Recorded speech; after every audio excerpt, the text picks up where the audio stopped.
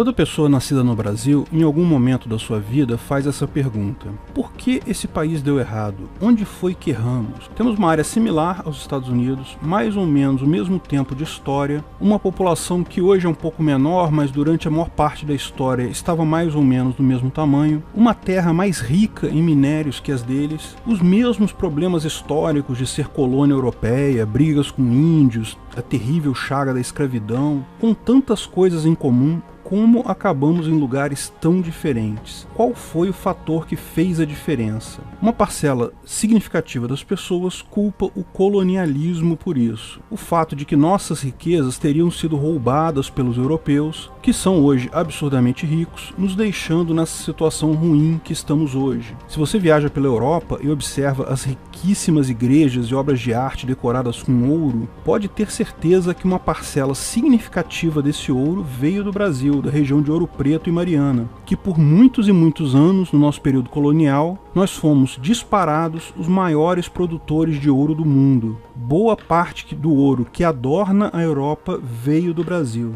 E lógico, não só ouro, também o pau-brasil, diamantes, cana-de-açúcar, a quantidade de riquezas que produzimos em nossa fase colônia e que, lógico, foi parar lá, parece realmente uma explicação bastante razoável para a nossa pobreza atual. E essa é também a razão apontada por muitos para a pobreza na África, que, da mesma forma que as Américas, foi colonizada pelos europeus por muito tempo, perdendo quase todas as suas riquezas para esses, segundo dizem. É muito tentadora realmente a visão de que as pessoas ficaram ricas porque roubaram a nossa riqueza e isso que nos tornou pobres. Mas existem uma série de problemas nessa explicação simplista. Antes de continuarmos o vídeo, aproveite para curtir e se inscrever na página. Clique no sininho para ser avisado de novos vídeos. A África é pobre por culpa do colonialismo europeu? A história do imperialismo europeu, da colonização da África, tem uma relação muito profunda com a descoberta e colonização das Américas pelos europeus. De uma forma muito resumida, a história toda começou no século V, com o fortalecimento do Império Otomano na região onde hoje é a Turquia. Os europeus se viram às voltas com grandes custos para importar bens da China e da Índia. Os portugueses então criaram as caravelas e foram os primeiros a buscar uma rota marítima para as Índias. A viagem era muito complicada, as caravelas só conseguiam viajar a poucas milhas da costa e precisavam parar de tempos em tempos para reabastecer. A África sempre foi conhecida pelos europeus por toda a história, e os habitantes da África eram reconhecidos como guerreiros ferozes e poderosos. Em mais de uma ocasião na história, africanos já haviam invadido a Europa, ou seja, era uma relação de inimigos com igual capacidade, uma paz armada. Porém, é mais fácil fazer paz com o comércio, e os portugueses foram capazes de criar entrepostos na África para isso. Sim, a colonização da África começou com os portugueses. Assim que Vasco da Gama conseguiu fazer a primeira viagem marítima para a Índia, e percebeu que isso ia gerar uma enorme riqueza comercial, Portugal começou a criar entrepostos na África, em vários pontos, na Ilha da Madeira, Cabo Verde, Guiné-Bissau, São Tomé, Angola, Moçambique. Não eram colônias ainda, num primeiro momento. Os portugueses não tinham interesse em explorar a terra ali. Eram pequenas cidades que serviam de entreposto para as caravelas pararem a caminho das Índias, ou na volta. Podiam sofrer reparos, reabastecer com comida e água, essas coisas. Como os portugueses estavam fazendo um bom dinheiro, essas cidades também eram ricas, eram mantidas por uma pequena quantidade de portugueses que, com o apoio dos líderes tribais ali da região, mantinham aquela cidade funcionando. A maior parte da mão de obra era local, mas o comando da cidade era de portugueses. Os portugueses mantinham boas relações com os líderes tribais da região, não há problema de convivência que não possa ser resolvido com o dinheiro, e o dinheiro estava fluindo forte nessa rota comercial. Essa mesma ideia criou cidades portuguesas na Índia, Goa, e na China, Macau, com uma forte influência portuguesa que tem até hoje. A Índia possui até hoje uma pequena comunidade católica, fortemente minoritária, é verdade, mas ainda bastante presente, que surgiu justamente da influência portuguesa. Todos sabem que numa dessas viagens, as caravelas de Pedro Álvares Cabral enfrentaram uma calmaria e acabaram chegando no Brasil, ou pelo menos é assim que se contam essa história. As Américas eram diferentes, a superioridade militar dos europeus em relação aos índios americanos era tão grande que não fazia sentido o clima de paz armada que eles mantinham com a África.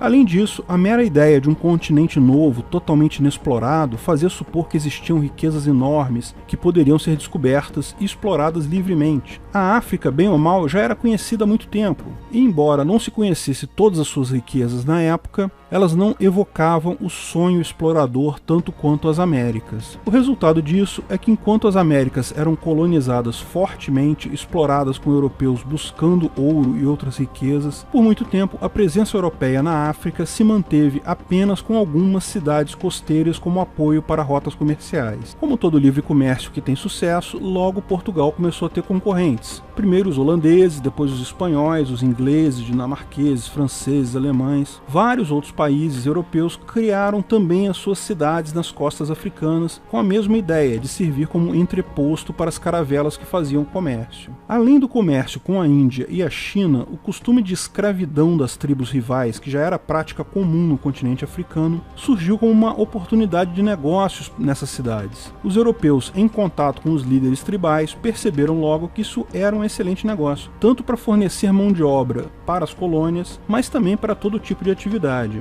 O comércio de escravos cresceu significativamente nos anos seguintes, com a maior parte desses escravos vindo parar no Brasil. Falamos sobre essa história triste no vídeo de quanto é sua dívida histórica. Pode-se apontar a clara falta de ética do comércio de escravo, mas os europeus não impunham isso à força sobre as lideranças africanas. Tratava-se de uma questão cultural que já existia na região. Também é importante apontar que foi o Império Britânico que iniciou uma cruzada mundial pelo fim da escravidão, não apenas em suas colônias, mas também em colônias de outros países europeus e até em países africanos. Mas até o século XIX, o contato dos europeus com os africanos ainda era feito meramente através dessas cidades costeiras, entrepostos comerciais, em que os europeus faziam negócios com os líderes locais sem nenhuma pretensão de colonizar a terra. Não queriam realmente governar a África. Países europeus perderam suas colônias na América entre os séculos XVIII e XIX, mas mesmo assim ainda permaneciam com pouca interferência na África.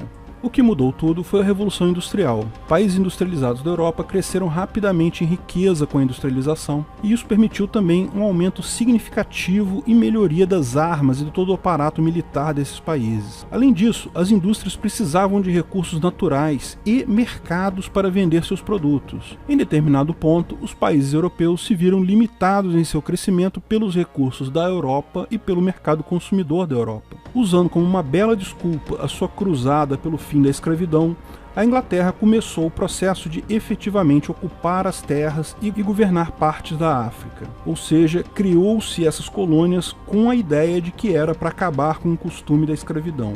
Outros países logo seguiram essa liderança, iniciou-se uma guerra entre europeus por quem controlaria mais partes da África. Os países europeus vendiam a ideia que eles queriam administrar melhor a região e, lógico, ganhar acesso tanto aos recursos naturais do continente quanto ao mercado consumidor, ao mesmo tempo que melhoravam a qualidade de vida do povo, que naquela época vivia sim em uma organização tribal com baixíssimo grau de industrialização e civilização. Os países que tinham entrepostos já tinham contato com os chefes locais, rapidamente convenceram, seja com argumentos, seja com armas, e tomaram o poder de todo o continente em pouco tempo. Houve algumas poucas exceções. A Abissínia, hoje Etiópia, foi uma das poucas regiões que permaneceu autônoma sob o controle de africanos. Houve uma breve colônia dos Estados Unidos na África chamada Libéria, mas foi uma experiência muito rápida. No final, o que predominou foi o domínio europeu. Esse domínio durou um tempo relativamente pequeno, muito menos tempo que a colonização da América, visto que se iniciou no século XIX e terminou em meados do século XX. O fato é que muito da pouca estrutura que a África tem hoje foi construído exatamente nesse período pelo investimento europeu.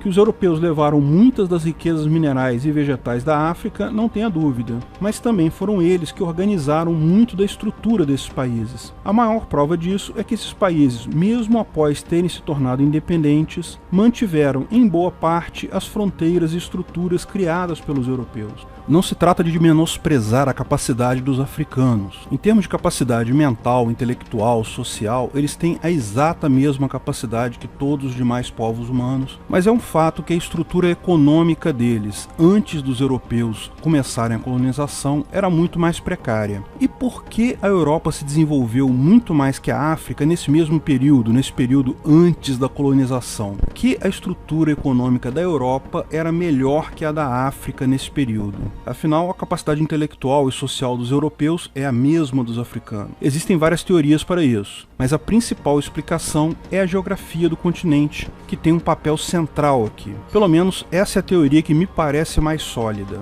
A África é um conjunto de terras com climas muito diferentes, vários microclimas segmentados ao longo de todo o continente. Climas similares geram culturas similares. Na Europa e na Ásia, grandes extensões de terra com o mesmo clima levaram ao surgimento de um sem número de povos com culturas similares que faziam facilmente comércio entre si, com muito mais facilidade, têm muito mais contato entre si e com isso criam uma sinergia econômica e social muito grande. Fácil ver que todos os grandes impérios na Ásia e na Europa surgiram justamente nessas faixas de clima similar. O Império Chinês, os vários impérios indianos, o Império Mongol, na Europa o Império Romano. Sem uma grande extensão de terras com o mesmo clima, a maior parte da África ficou fechada em uma estrutura tribal, em que cada tribo fazia comércios apenas com poucas tribos próximas que compartilhavam o mesmo microclima ali, a mesma região climática. Embora o Egito e Cartago tenham se formado sim grandes impérios, chegaram até a conquistar a Europa em determinado ponto, justamente se trata de uma das poucas áreas com clima homogêneo na África, o clima mediterrâneo, e jamais foram muito longe disso para baixo por causa da barreira do Saara. Esse motivo é similar ao apontado para a superioridade europeia sobre os povos das Américas, que explicamos no vídeo O Livre Mercado é Sempre Moral? A África já começou numa desvantagem econômica devido à sua geografia. Claro que houve sim um dreno de recursos no período colonial, não se nega que isso tenha existido. O ponto é que esse não é a questão determinante. Esse dreno de recursos é muito menor do que se supõe e infinitamente menor do que as economias atuais desses países africanos. Portanto, não faz sentido culpar essa pequena diferença lá atrás pela enorme diferença atual. Mas é um fato que a estrutura econômica deles, antes da chegada dos europeus, era muito mais precária e que esses trouxeram boa parte da tecnologia e conhecimento necessários para o desenvolvimento desses países. No final, o resultado da soma entre o que foi retirado em termos de riqueza e o que foi fornecido em termos de riqueza e conhecimento sempre vai ser uma questão aberta a debate. Até porque não haviam estatísticas e medições confiáveis então. Mas mesmo supondo que retiraram muito mais do que trouxeram, se comparado ao total da riqueza gerada nessas regiões, esse valor sempre será uma fração muito pequena,